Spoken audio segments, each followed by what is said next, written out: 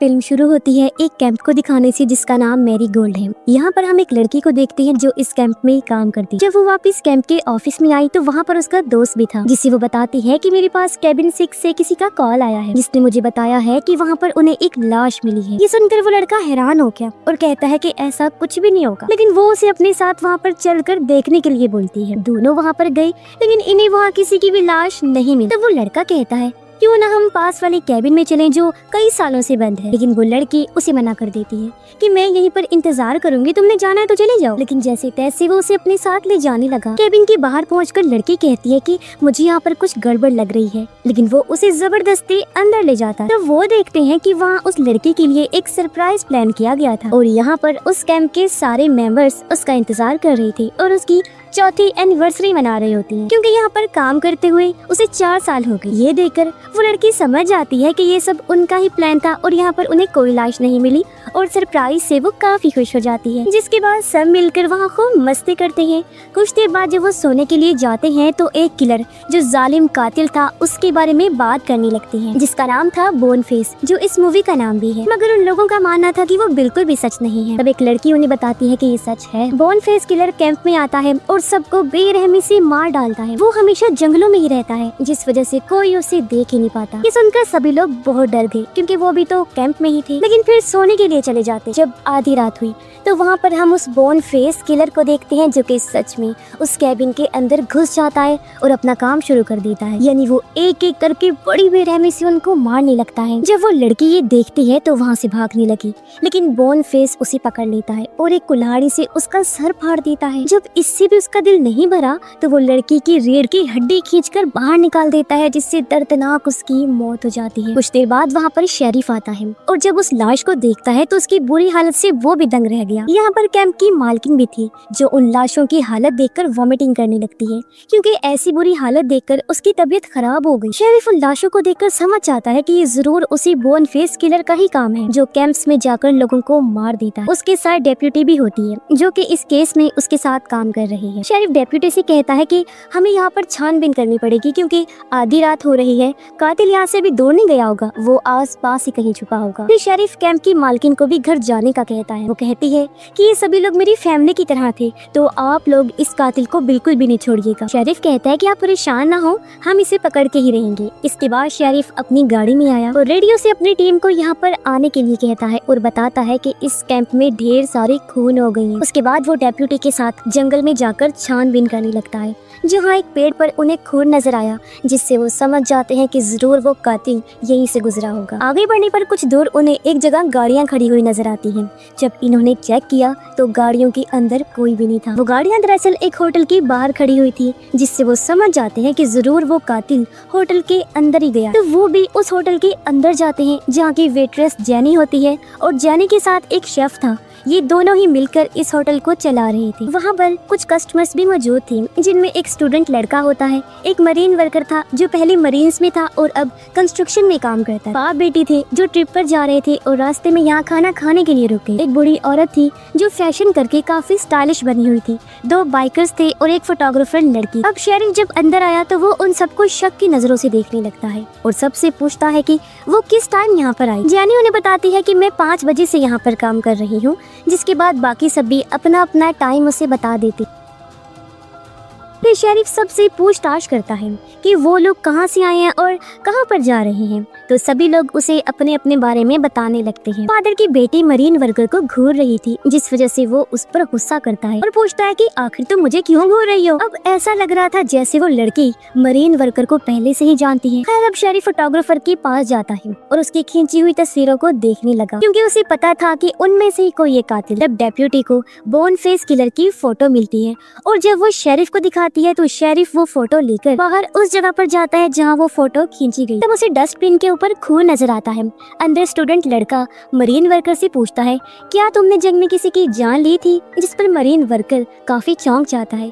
उसे ये सवाल अजीब लगा, इसलिए वो कोई जवाब नहीं देता। कुछ देर बाद से ही कोई ये कातिल है जो बोन फेस किलर है और अभी हाल ही में वो कुछ बच्चों को मार कर आया है, इसलिए सच सच बता दो कि तुम में से कौन है कातिल, क्योंकि पता तो हम लगा ही लेंगे। तब वो लोग एक दूसरे पर ही शक करने लगी, जिसके कुछ देर बाद कहते हैं कि हम लोग कातिल नहीं हैं। बाइकर्स इन सब से हंसने लगे, कहते हैं कि यहाँ तुम्हें कोई कातिल नहीं मिलेगा। शेरिफ बताता है कि उस बोन फेस किलर ने करीब 30 लोगों को मारा है। वो हर समर कैंप में जाकर लोगों को बेरहमी से मार डालता है। अभी 1 घंटा पहले कैंप मैरीगोल्ड में कई सारे लोग मारे गए हैं, जिन्हें मार कर वो कातिल यहाँ पर आकर छुप गया है। और हाँ, जब तक ये केस किसी नतीजे पर नहीं पहुँच जाता, कोई भी यहाँ से बाहर नहीं जाएगा। हम लोगों ने पहले ही रॉड्स ब्लॉक कर दिए हैं, तो अगर वो कातिल भागने की कोशिश करेगा भी तो पकड़ा जाएगा। बाइकर्स ये सुनकर गुस्सा होने लगते हैं और कहते हैं कि तुम लोगों के पास कोई वारंट नहीं है और तुम ये सब कुछ नहीं कर सकते। मगर शेरिफ उनकी बात अनसुनी करके डेप्यूटी से कहता है कि इन सारी चीजों को ले जाकर गाड़ी के ट्रंक में रख दो, ताकि हमारी टीम जब यहाँ पर आए तो वो इसके बारे में इन्वेस्टिगेट कर सके। उसके बाद वो बाहर क्लोज्ड का बोर्ड लगा देता है, यानी होटल बंद, जिसका मतलब कि अब कोई नया कस्टमर अंदर नहीं आ सकता और ना ही ये लोग बाहर जा सकते हैं। डेप्यूटी उस सारे सामान को गाड़ी के ट्रंक में रख देती है, फिर अंदर आकर फीमेल्स की चेकिंग करने लगती है कि उनके पास कोई हथियार तो नहीं, पर उसे कुछ भी नहीं मिलता। लेकिन जब वो मरीन वर्कर के जूते चेक करते हैं तो उसके अंदर से एक तेज चाकू निकलता है, जिसे वो अपने पास रख लेते हैं। वो बाइकर्स चेकिंग करवाने से मना कर रहे थे, लेकिन वो लोग जबरदस्ती उनकी चेकिंग करते हैं, मगर उनके पास से भी उन्हें कुछ नहीं मिलता। वो बूढ़ी औरत वॉशरूम में जाती है, जहाँ फोटोग्राफर लड़की आकर कहती है कि मैं तुम्हारे बारे में सब जानती हूँ, तुम्हारी हकीकत। जो सुनकर बूढ़ी औरत काफी हैरान रह गई और उसे कहती है कि प्लीज बाहर जाकर इस बारे में किसी को भी मत बताना। जब उस बेटे का बाप वॉशरूम से बाहर निकलता है तो वो बाइकर्स की बातें सुनने की कोशिश करता है, लेकिन बूढ़ा बाइकर उसे डांट कर वहाँ से भगा देता है। दोनों बाइकर्स आपस में बात कर रहे होते हैं कि वो डेप्यूटी और शेरिफ को पीट कर यहाँ से भाग जाएंगे, क्योंकि यहाँ पर हमारा टाइम ही जाया हो रहा है। जेनी जब फोटोग्राफर के पास कॉफी लेकर आती है तो उसने देखा कि वो अपने लैपटॉप में बोन फेस किलर की फोटो खोलकर बैठी। ये देखकर जेनी कहती है कि मुझे ये फोटो देखकर डर लग रहा है, इसीलिए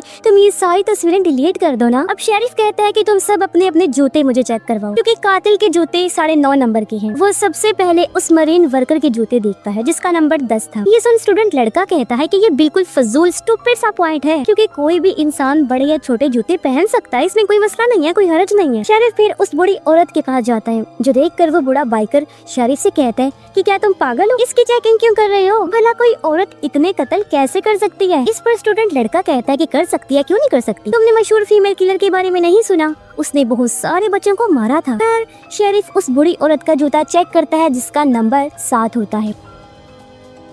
फिर वो एक एक करके उनके जूते का नंबर चेक करते हैं, लेकिन किसी का भी नंबर मैच नहीं होता। मगर जब वो बाइकर्स के पास जाते हैं तो वो अपने जूते निकालने को तैयार नहीं थे। ये देखकर शेरिफ को गुस्सा आ गया और वो उस बूढ़े बाइकर पर अटैक कर देता है, जिससे वो बाइकर डर जाता है और उन्हें अपने जूते दिखा देता है, पर उनके जूते भी मैच नहीं करते। इसके बाद वो शेफ के जूते मांगते हैं, जिसका नंबर 10 था और जेनी का था 7.5। स्टूडेंट जब देखता है कि ये तरीका भी काम नहीं किया तो अब वो शेरिफ की मदद करना चाहता है, क्योंकि वो जान चुका था कि किलर कौन है। वो फौरन शेरिफ को अपने पास बुलाता है। एक पेन लेकर उसने लिखा कि मुझे पता है कि कातिल कौन है। शेरिफ ये देखकर सबसे कहता है कि मैं जरा इस स्टूडेंट लड़के के साथ ताज़ी हवा लेने के लिए बाहर जा रहा हूँ। लेकिन कुछ देर बाद शेरिफ स्टूडेंट के साथ जब अंदर आया तो उसके मुंह से झाग निकल रहा होता है। वो तड़पने लगा और देखते ही देखते स्टूडेंट लड़के की मौत हो जाती है। ये देखकर शेरिफ हैरान रह जाता है। उसने सबसे कहा कि किसी ने इसके खाने में जहर मिला दिया था, क्योंकि वो कातिल जान चुका था कि इसको उस कातिल का पता चल गया है। लेकिन वो सब ये कहते हैं कि क्या पता शेरिफ ही कातिल हो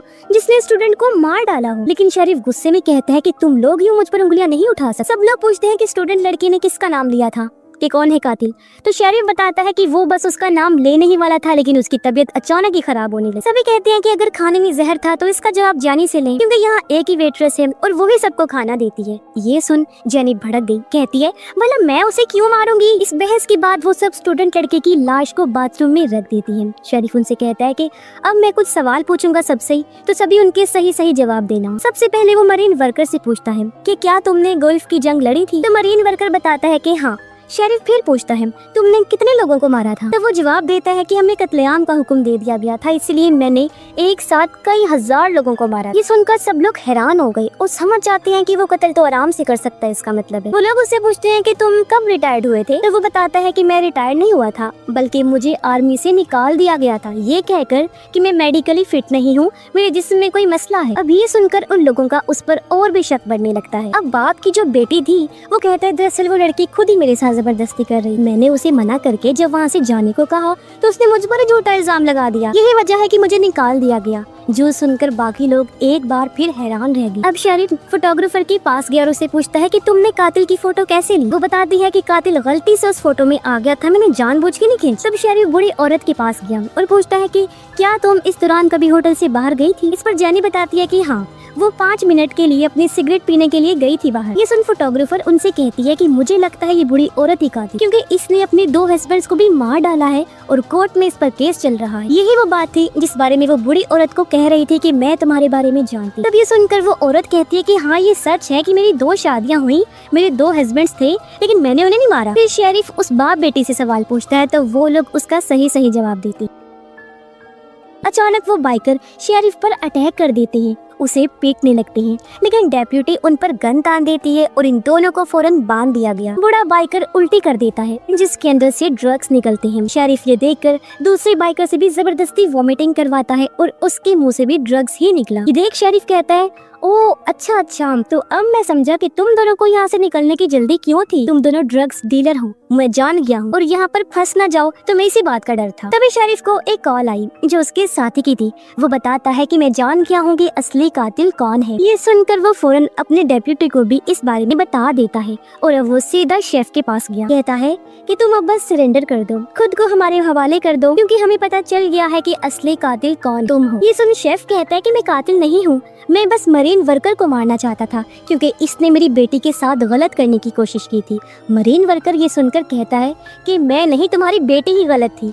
यानी उस कैंप में शेफ की ही बेटी थी जिसके साथ मरीन वर्कर ने गलत करने की कोशिश। अब शेफ फौरन चाकू निकाल लेता है और मरीन वर्कर भी अपनी गन उठा लेता है। मरीन वर्कर शेफ को शूट कर देता है, जो देखकर डेप्यूटी भी मरीन वर्कर को गोली मार देती है और इस तरह दोनों की मौत हो जाती है। उनकी मौत के बाद सबको ये लगता है कि बोनफेस किलर शेफ ही था। उसने ही सब कैंप्स वालों को मारा होगा, क्योंकि उसकी बेटी के साथ उन लोगों ने नहीं दिया था, तो बदला लेने के लिए वो ऐसा करता आ रहा। इसके बाद वो उन सब लोगों को वहाँ से जाने की इजाजत दे देते हैं, जिसकी कुछ देर बाद वहाँ पुलिस भी आ। डेप्यूटी जेनी को कहती है कि तुम भी अपने घर चली जाओ। जेनी कहती है कि हाँ जा रही हूँ, लेकिन पहले मुझे वॉशरूम जाना है। जब जेनी वॉशरूम जाती है तो बहुत देर तक वो वापस नहीं आती, क्योंकि वो वहाँ से भाग गई थी, जिससे डेप्यूटी समझ जाती है कि जेनी ही असली कातिल है, ना कि वो शेफ था। वो फौरन बाहर आई जहाँ उसे शेरिफ की लाश मिलती है जिसका गला जेनी ने काट दिया था। ये देखकर वो अपनी टीम को अलर्ट कर देती है और खुद जंगल में चली गई। गन सामने करके जेनी से कहती है कि फौरन मेरे सामने आ जाओ। और जब जेनी उसके सामने आई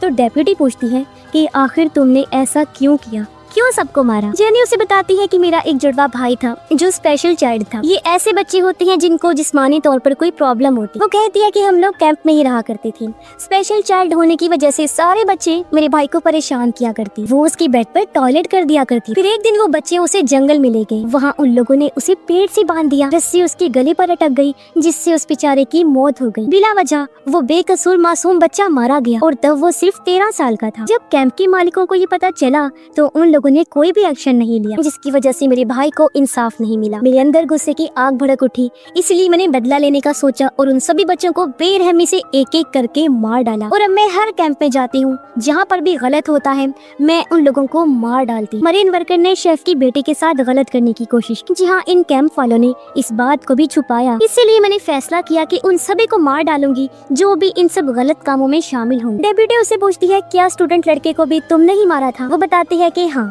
क्योंकि उसने मुझे देख लिया था जब मैं जंगल से आ रही थी और मेरे हाथ पर खून लगा हुआ, इसलिए मैंने उसके खाने में जहर मिला दिया। और हाँ, मैं जानती थी कि शेफ मरीन वर्कर से बहुत ज्यादा गुस्सा है, इसलिए मैंने उसकी जेब में चाकू और मरीन वर्कर के टेबल पर गन रख दी थी ताकि वो एक दूसरे से लड़े और एक दूसरे को ही मार डाले। और हुआ भी बिल्कुल ऐसा ही। ये सुनकर डेप्यूटी कहती है कि तुम अब अपना हथियार नीचे फेंक दो, लेकिन जेनी ऐसा ना करके डेप्यूटी पर ही हमला कर देती है। तब डेप्यूटी उसकी गर्दन पर शूट कर देती है, जिससे वो जख्मी होकर नीचे गिर पड़ी। उसका बहुत ज्यादा खून बहा और फाइनली उसकी यानी कि बोनफेस किलर की मौत हो जाती। इसके कुछ दिनों बाद हम देखते हैं कि कुछ कैंप मेंबर्स आग के सामने बैठे बातें कर रहे हैं। वो बोनफेस किलर यानी जेनी के बारे में डिस्कस कर रहे होते हैं कि भले ही बोनफेस किलर मर गई है, लेकिन उसकी दहशत और कहानियाँ कभी भी नहीं मरेंगी। शायद उसकी खौफ से बुरे लोग गलत काम करना ही छोड़